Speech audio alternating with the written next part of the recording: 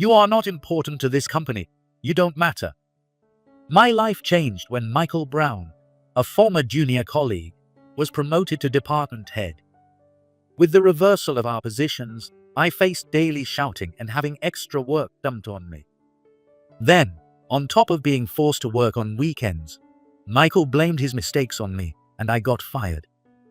"Well, you're late," he sneered.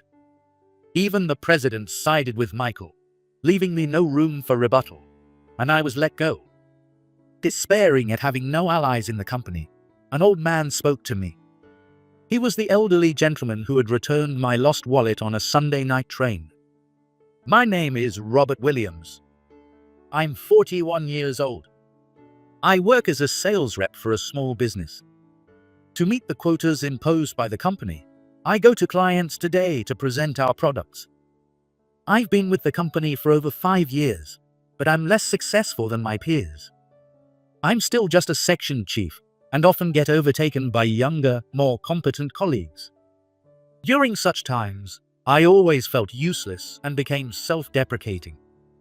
I lacked any particular talent or skill, and whenever I returned to the office from sales visits, I was always scolded by Michael, the department head, and my former junior colleague. "Robert, once again, you're the only one who hasn't met the monthly quota. Aren't you embarrassed to be losing to your younger colleagues?" He yelled at me in front of the employees, and I could hear snickering from somewhere. Michael often found reasons to shout at me. He used to be my junior, but he was shrewd and knew how to curry favor with the higher-ups. It's rumored that this is how he got promoted. At first, I thought he was an honest and good junior. But as soon as he got promoted and became my boss, his attitude changed drastically.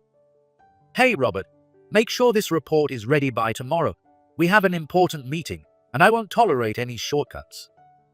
But telling me this at the last minute, I have my own work to do. I was extremely bewildered by his sudden orders. Moreover, right after his promotion, he started calling me Robert without any honorifics. When he was my junior, he used to call me Robert Senior. But as soon as our roles reversed, he became arrogant.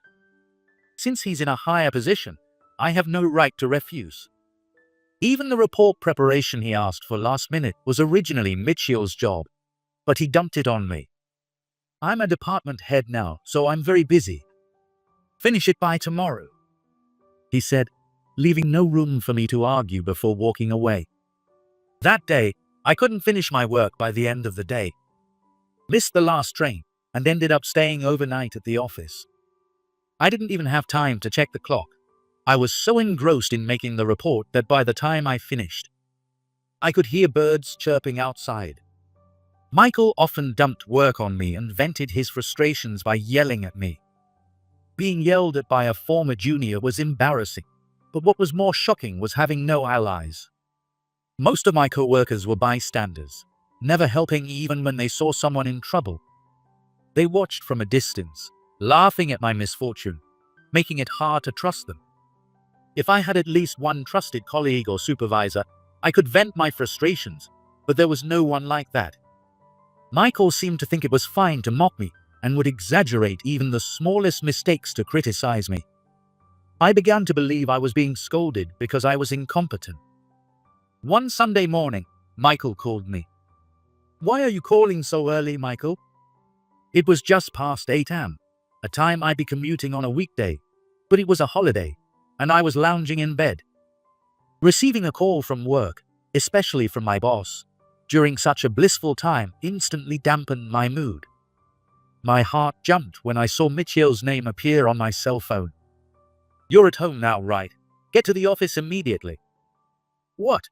It's my day off." "Shut up and get here now, or I'll beat you up." Threatened, I jumped out of bed and rushed to the office. When I arrived, the office was empty since it was Sunday. Usually filled with the sound of phones, voices, and Mitchell's yelling. Today it was eerily quiet. When I went to my department, I saw Michael sitting at his desk, working on his computer. It seemed he was working on a day off, and taking advantage of the empty office, he had his feet up on the desk. When he looked up from his computer, our eyes met, "Oh, you made it." Michael sneered at me. His smirk indicated I hadn't done anything wrong. "So, what do you need?" I asked nervously. Michael handed me a stack of documents from his desk. The stack of documents was so huge that it trembled in my hands. "I need to compile these reports, but there's too much." Michael said, "You're going to help." Mitchell's smile irritated me. He didn't mention what he needed on the phone because he knew I would refuse. "Is it okay for me to see these important documents?" "No one's going to look at them, and you wouldn't understand them anyway." His condescending tone made me snap, and I shoved the stack back at him. "I'm off today. I can't do work that's not even mine." I tried to leave, but Michael stopped me. "But you came here of your own free will. If you didn't want to, you should have ignored the call." "I can't just ignore a call from my boss. Ignoring it would only get me into more trouble later. If you come to the office in a suit, you'll be working," he said. In the end, I was forced to sit down and help with the work. After about 20 minutes of working on the computer, Michael got up to go to the restroom. Even after 10 or 20 minutes, he didn't come back. Curious, I went to the nearest restroom, but he wasn't there. At that moment, I received an email on my cell phone. The message from Michael said he had an urgent matter and was leaving with a silly emoji, asking me to handle the rest. Handle the rest? You've got to be kidding me. He left all the work to me and went home. I shouted in anger in the empty office. It's despicable to treat people like that and make things easy for himself. I considered leaving too, but after much deliberation, I decided to do the work in his place. Leaving the work unfinished and going home would only give him a reason to scold me later. I decided to vent my frustration through work, planning to complain to Michael when the break was over. I finished just in time to catch the last train home. I hurried to the station and jumped on the train. I managed to catch the last train, and it looked like I'd make it home safely. As I dozed off in my seat, rocked by the crowded train, I noticed an elderly man in front of me wearing a hat. He was dressed in a crisp, clean suit, looking very much like a gentleman. I couldn't see his face clearly because of the hat, but he seemed to be in his 70s. "Excuse me, would you like to sit here?" I offered my seat to the elderly man without much thought.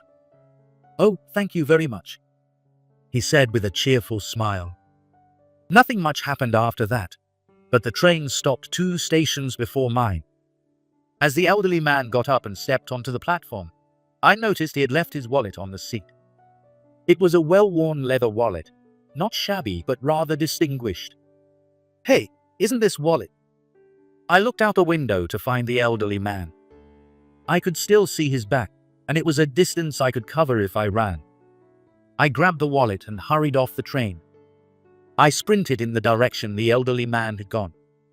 Fortunately, the platform wasn't crowded, so I could run without obstacles. "Sir." Having sprinted for the first time in decades, I was out of breath when I caught up with him. Gasping for air, I handed him the wallet. "Is this yours?" "Oh, yes. This is my wallet. It must have fallen out of my pocket. Did you run after me just to return it?"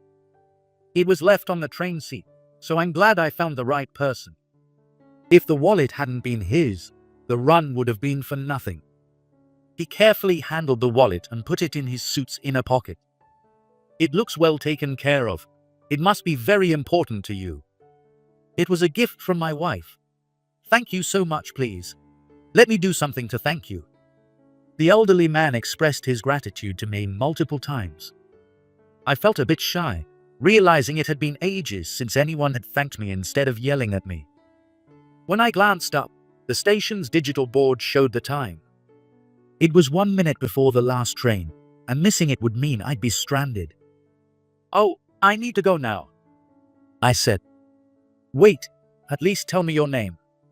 The elderly man called after me.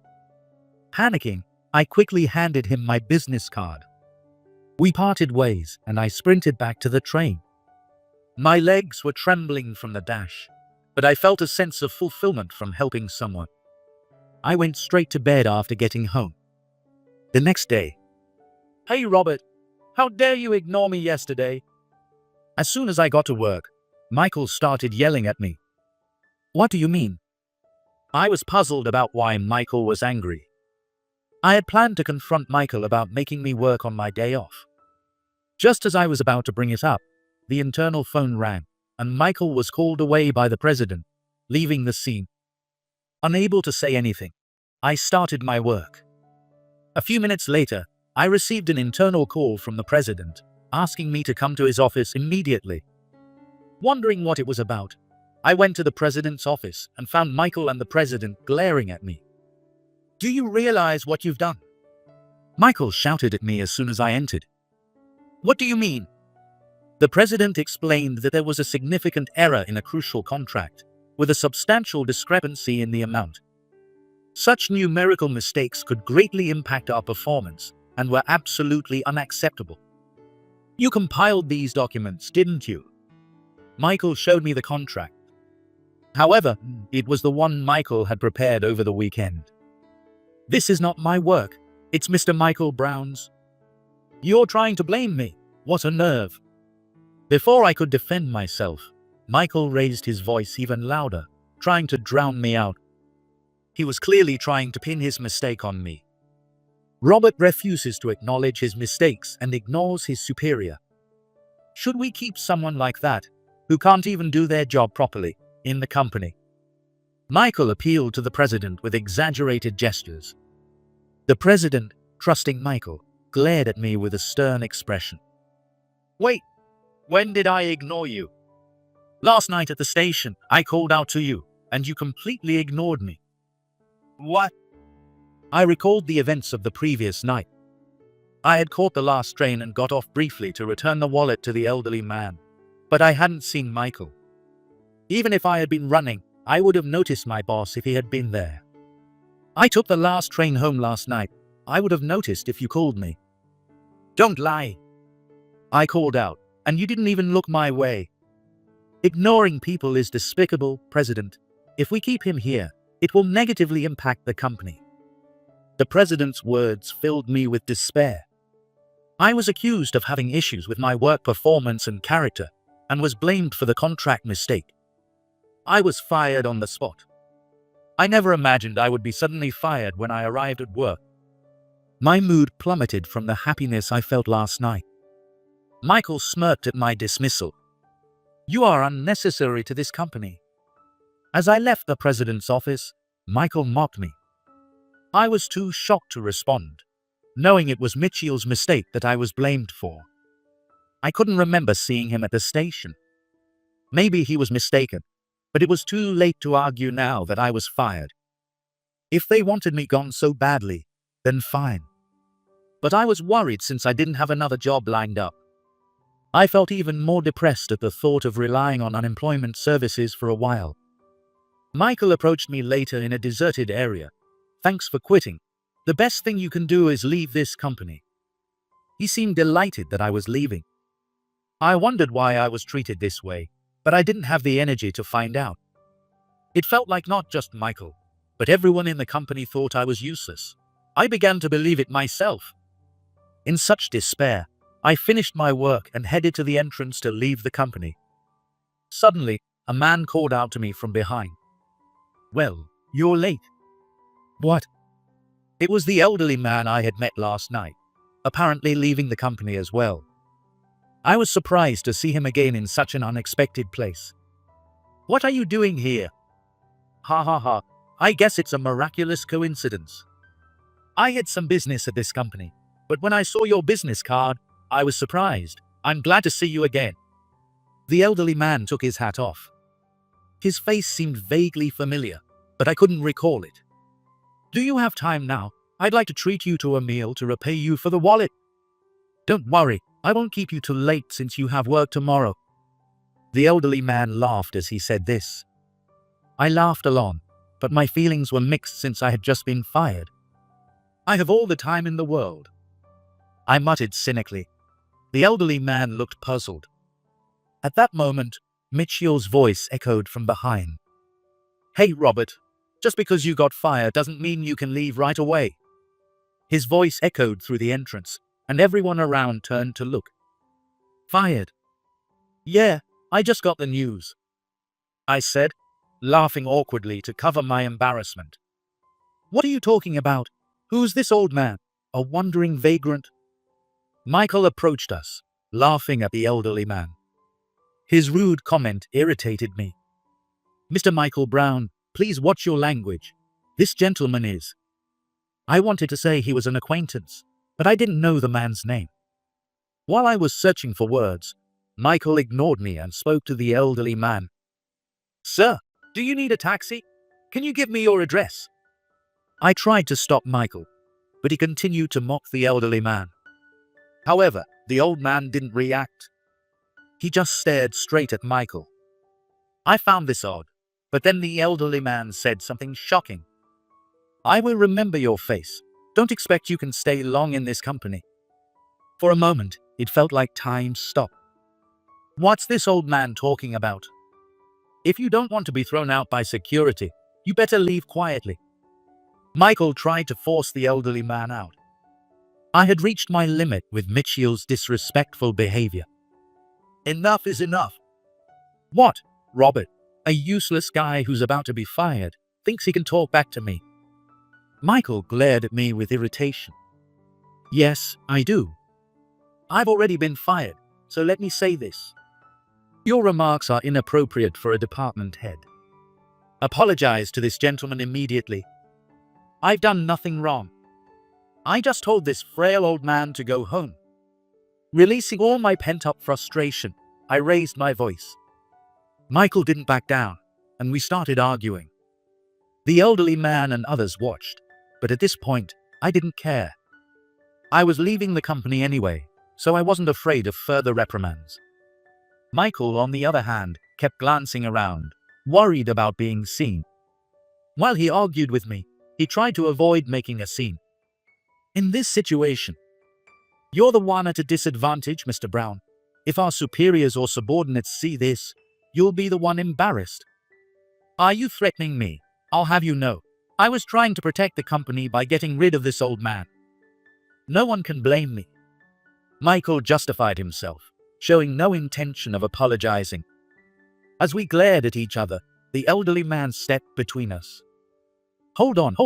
It's unseemly for grown men to be shouting at each other. I'll leave right away. The elderly man pointed at me. Thanks to his intervention, the argument didn't escalate further, and things began to calm down. However, Michael continued to glare at the elderly man. Then hurry up and get out. This isn't a social club for old men, he shouted, unable to contain his irritation. I tried to stop him again, but just then, the president arrived with security. The security guard must have called the president after seeing the commotion in the entrance hall. The president sighed heavily when he saw us. He was about to say something when he caught sight of the elderly man's face and turned pale. His eyes widened, and he began to tremble. Then, he quickly turned to apologize to the elderly man. Both Michael and I were left speechless by the president's reaction. The elderly man, on the other hand, gave a wry smile as if to say, "Here we go again." The president addressed the elderly man as Mr. Smith. Michael didn't seem to catch on, but I finally connected the name Smith with the elderly man's face. "Wait, are you? So I've been found out," he said with a sigh. This man was Christopher Smith, the major shareholder who owns more than half of this company's stock. When I found his wallet, I hadn't recognized him because of the hat. But seeing the president apologizing and hearing the name, everything clicked into place. A shareholder like him can stabilize the company's management by providing funds. Therefore, the president couldn't defy him. Moreover, Mr. Smith owns shares in 15 other companies, with holdings amounting to about $300 million. He has the authority to pass special resolutions single-handedly at shareholders' meetings. His influence is so significant that a single word from him can change the company's management policy. Mr. President, why are you acting this way to this old man? As soon as Michael said that, the president and I grabbed his head and forced him to give a sincere greeting. What? What? Michael, forced to greet, still didn't grasp the situation. The president, with a furious expression, shouted at him to watch his words. "Mr. Brown, this is Mr. Smith, our major shareholder." I explained in place of the president, and Michael began to sweat and tremble. His quick mind finally realized who he had insulted. Too scared to lift his head, he remained frozen. "Don't be so stiff, I just have one question," Mr. Smith said. "What is it?" I asked. "Why is Robert being fired?" Michael and the president looked around uncomfortably. It seemed I had to tell the truth myself. "I'll answer that. I was fired for taking the blame for Mr. Brown's mistake." I then explained the whole situation, from being forced to work on my day off to being unfairly dismissed. While I spoke, Michael protested, calling it lies, but he froze when Mr. Smith glared at him. After I finished explaining, Mr. Smith confronted the president. "Robert says he was forced to help Michael with his work. Is this company so understaffed that subordinates must do their superiors' jobs?" Intimidated by Mr. Smith's stern demeanor, the president stammered and denied it, saying, "Absolutely not. Robert is a kind man who ran to return my lost wallet. How can you fire such a good man?" The president was visibly shaken by his anger. Michael, trembling, stepped forward. "But Robert is incompetent and has a problem respecting his superiors like me." "Respect? From what I've heard, you're the one with a serious character flaw." Mr. Smith's words silenced Michael. "What exactly do you mean by incompetent?" "Well, he fails to secure contracts, doesn't meet his quotas, and fails to achieve company goals." Michael tried to paint me as incompetent to Mr. Smith. Reluctantly, Michael agreed, and the president immediately complied, leading the way to the office. I followed them, knowing I couldn't just walk away now. When we arrived at the office, Mr. Smith looked around and examined the quota board for the month. "The month is almost over, and no one has met their quotas. Isn't this more of an issue with the company than the employees?" Mr. Smith pointed out. The president turned pale and glared at Michael. Michael had set these quotas, and they were significantly higher than before his promotion. As a result, not only I but also other employees failed to meet them. I had high expectations for my subordinates and thought that setting high goals would boost their motivation. Michael stammered, trembling. "This makes it hard to judge Robert as incompetent." "Wait a moment. Robert made a critical mistake in an important contract. A numerical error that caused the company significant loss. That's grounds for dismissal," Michael insisted, still blaming me for his mistake. "But that document was prepared by you, Mr. Brown," I countered. "If only there were proof that Robert wasn't responsible." Mr. Smith mused. He was the only one here willing to listen to my side. If I could prove I wasn't at fault, he would believe me. I looked around for any potential evidence and noticed the desktop computer I used for work. Come to think of it, I always save my work documents. When Mr. Brown asked me to prepare documents, I saved all the files. Mitchell's face turned pale. If the contract with the error isn't among my saved data, it means Mr. Brown created it. I see. Let's check the data. We compared the contract with my saved files. As I expected, there were no errors in the documents I had prepared. The president confirmed this, proving it wasn't my fault. Michael stammered. "It wasn't me.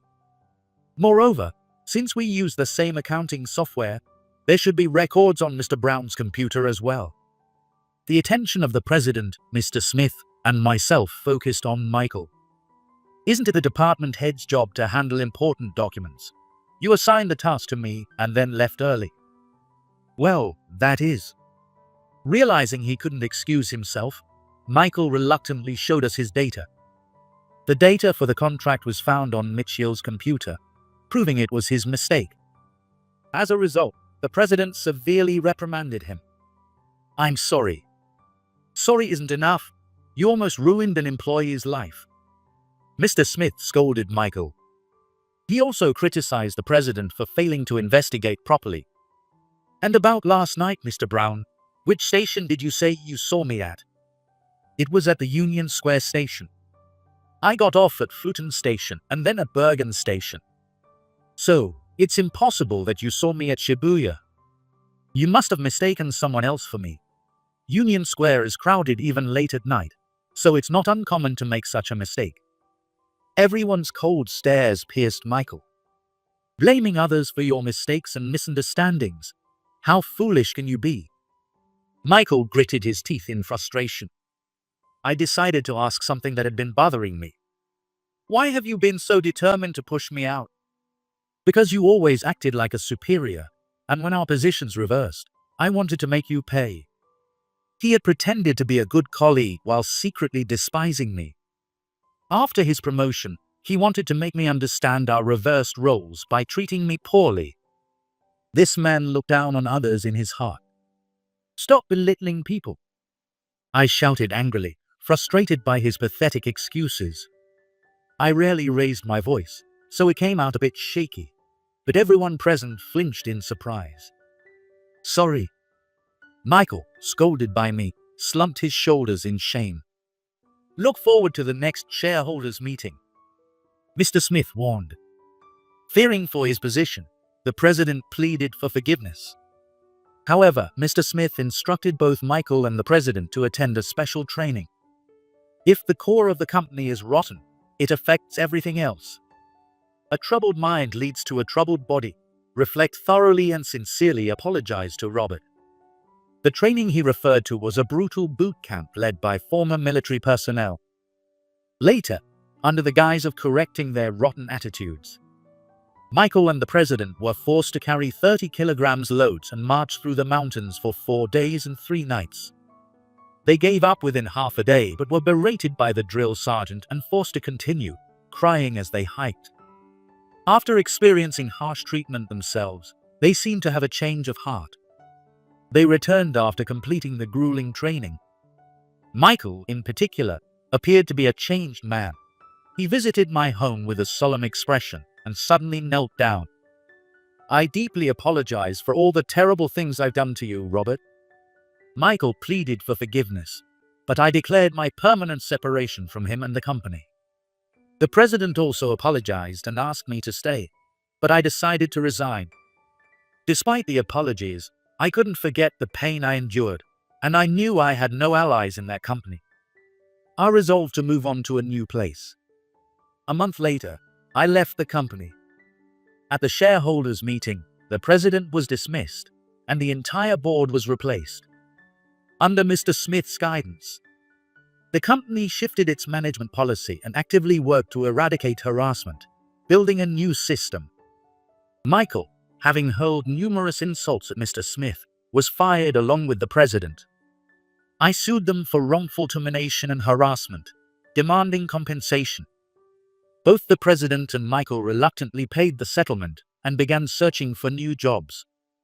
Michael, at 38, had lost so much hair due to excessive stress that he looked older than his age, almost like an old man.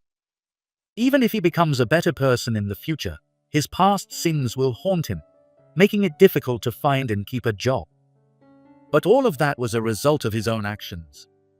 Meanwhile, I secured a job at a company run by Mr. Smith. He liked my character and scouted me to join his company. Sorry. It turns out that many of them were also scouted by Mr. Smith and had their own unique strengths.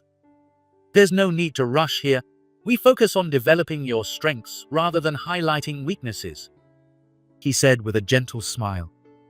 I had always thought I was someone with no special skills, but thanks to Mr. Smith, I finally felt like I had found my place. Finding that wallet led to this fortunate connection, and I decided to work hard for myself and for Mr. Smith.